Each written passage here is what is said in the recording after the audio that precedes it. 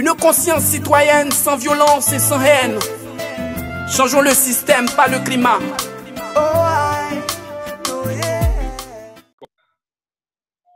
Bonjour tout le monde qui a regardé nous. Dans la date 10 juillet 2013, l'État haïtien a pris un arrêté ministériel qui interdit produits importés, fait commerce avec servi sous quelques formes liées à intrants à l'autre bagaille en polystyrène expansé. Ça nous les boîtes manger ou bien styrofoam. Cette année après, nous faisons constat boîte manger a circulé dans tout le pays. Mouvement national citoyen pour climat alternativa décrété 10 juillet journée nationale mobilisation citoyenne contre styrofoam. Dans tout côté dans le pays, il y a une activité qui a fait pour dénoncer la question styrofoam ça avec inaction l'État. En ça, dans le contexte coronavirus, là, nous décidons d'animer un programme visioconférence sur l'impact styrofoam nan gagné sur santé monde, sur l'environnement, sur l'économie paysan et la trier. C'est Antonal Mortimer qui invite nous. Antonal, c'est directeur exécutif collectif haïtien qui défend droit moun, défenseur plus. Antonal, bonjour, comment nous est? Bonjour David Tillis, bonjour tout le monde qui a suivi le programme ça à travers divers médias, réseaux sociaux. Et c'est un plaisir pour nous avec nous matin, pour nous capables de faire des commentaires sur l'environnement paysan, nos perspectives de monde, si nous disons comme ça. Oui, Antonal, pendant quelques minutes, nous allons passer ensemble, nous avons focus sur l'impact économique trafic styrofoam en Haïti. Vous connaissez l'État haïtien qui fait sortir, arrêter ça depuis 2013, nous avons 7 ans là, arrêter ça, pour que jamais rien qui décide. Ça que nous avons touché Antonal, puisque c'est un produit qui est interdit, c'est un produit contrebande et tout, qui pourra contrebande gagner sur l'économie nationale là. Autrement dit, nous sommes capables de dire qui manque à gagner pour qu'est-ce l'État.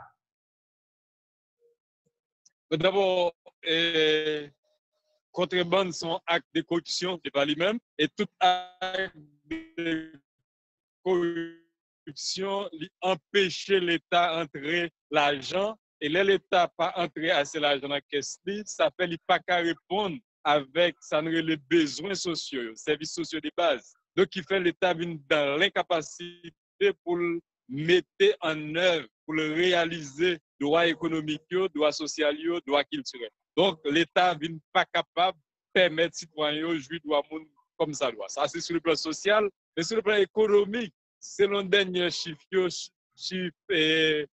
Agdio, Association des industries haïtiennes, il y a plus passé 400 millions de dollars, l'État haïtien perdit chaque année à cause de contrebande dans la frontière. On songe, nous gagnons 10 départements dans le pays, il y a 4 départements qui ont frontière avec la République dominicaine. Nous avons frontière de plus de près de 400 km. Donc, il y a plusieurs côtés marchandises passées et question contrebande vient pour moi-même un gros handicap pour l'État entre taxes, entre l'argent, pour investir dans le domaine social et qui fait chaque jour l'État plus pauvre. Bon, c'est l'État peut-être pas besoin. Demander 30 000 peut-être comme ça, si vous avez payé taxes, si vous avez payé sur marchandises, qui sorti dans la frontière. Le premier handicap là, c'est question violation de droits de l'homme, ça a entraîné.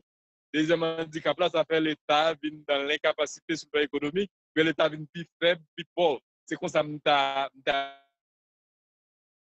dit qu'il manque à gagner, les citoyens viennent payer les conséquences là parce qu'ils n'ont pas vu de service dans l'État.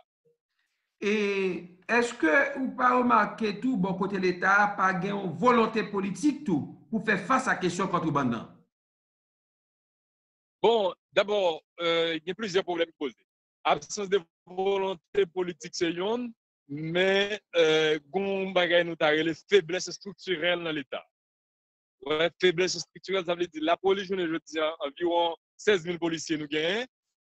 Puis, il faut policiers dans gros villes, il y a dans grande ville, puis il faut policiers il y a beaucoup de VIP, il y a beaucoup de ministres, secrétaires d'État, qui sénateurs, députés, nous qui dans l'institution électorale, l'autre institution indépendante. Alors que ville frontière, là, il y a beaucoup de filles. Et sous pour une ville tant que Wanamet, qui a pris un pile l'argent, mais pas un pile policier dans Wanamet. Sous pour Savanette, Belader, policier va même une machine. Donc ça fait partie des faiblesses structurelles dans l'État qui viennent par un problème de matériel pour agents douaniers, pour agents policiers, tout l'autre monde qui enchaîne et de surveillance dans les frontières.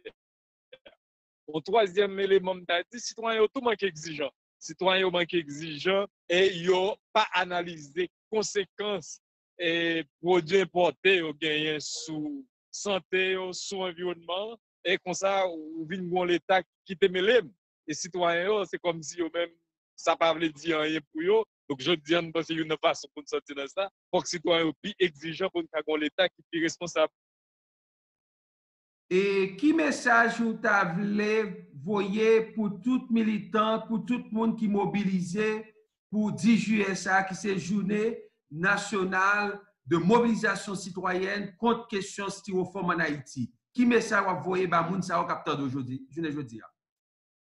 Premièrement, David, dit tout le monde capteur de mes cap garder. Environnement fait partie de nous-mêmes. Donc, nous ne pouvons pas vivre pour nous dans l'espace sur la terre.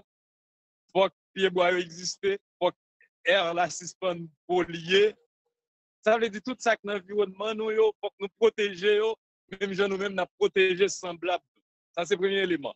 Deuxième élément dit l'environnement dégradé, c'est conséquences liées sur santé nous, sur santé frère nous, sur santé saine nous et nous sans les disparaître même l'environnement dégradé.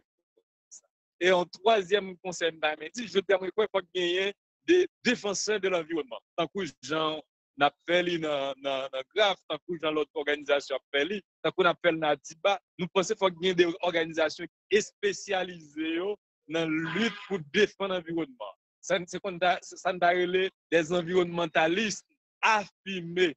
Et ça, sont défenseurs des droits humains.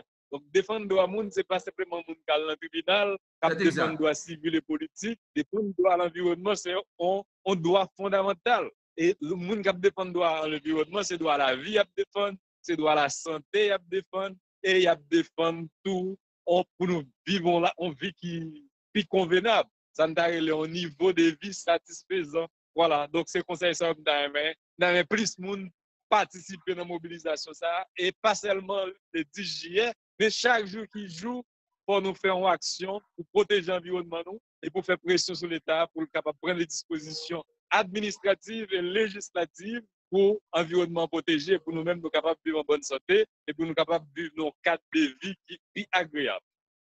Nous disons merci à Antonal Mortimé, qui est directeur exécutif collectif haïtien Cap Défendre Droit Moun. Et nous comptons participation pour 10 juillet, qui c'est Journée nationale de mobilisation citoyenne contre styrofoam en Haïti. Merci en pile. À la prochaine. Merci David. Merci tout le monde qui t'a suivi. Bye bye, à la prochaine.